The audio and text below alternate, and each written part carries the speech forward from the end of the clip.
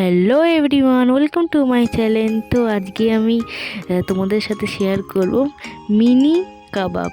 তো মিনি কাবাব করতে ফার্স্টে এরকম করে কিউবগুলো চিকেনগুলো কেটে নেবো। তারপরে এর মধ্যে একে একে গোলমরিচ গুঁড়ো, 1 চামচ নুন, 1 চামচ ভিনিগার দিয়ে দেবো। দিয়ে ভালো করে ম্যারিনেট করে রেখে দেবো আধ ঘন্টা মতন। তারপরে এদিকে আমি ক্যাপসিকাম আর পেঁয়াজ কিউব করে কেটে নিয়েছি। তারপর ওর মধ্যে দিয়ে দেবো।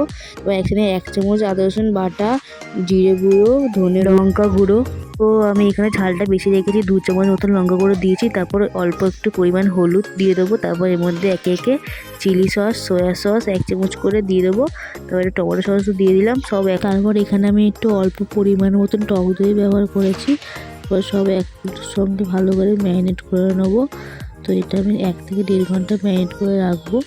তারপর আমি এখানে একটু অ্যাড করেছি তন্দুরি মশলা। তো আমি এখানে 1 থেকে 1.5 চামচ মতন ব্যবহার করেছি তন্দুরি মশলা।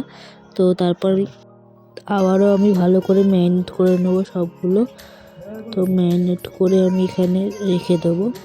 তারপরে আমি এখানে অ্যাড করবো, এখানে আমি অল্প পরিমাণের মধ্যে একটু সাদা তেল ব্যবহার করেছি।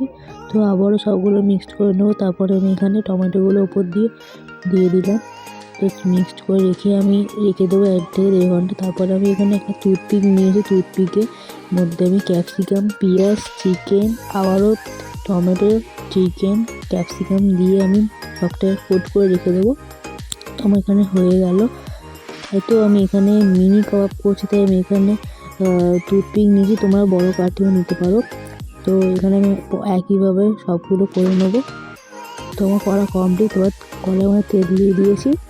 তো অল্প পরিমাণ তেল দিয়েছি। তেলটা গরম হয়ে যাওয়ার পর আমি এখানে সবগুলো ছেড়ে দেবো।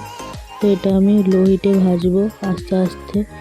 তো এটা একটু পোড়া পোড়া টাইপের হবে, একটু স্মোকি ব্যাপার আসবে। তো আমি সবগুলো উল্টিয়ে দিচ্ছি।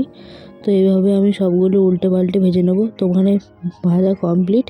এখানে আমি আবারও যেগুলো বাকি ছিল সেইগুলো ভেজে নিচ্ছি।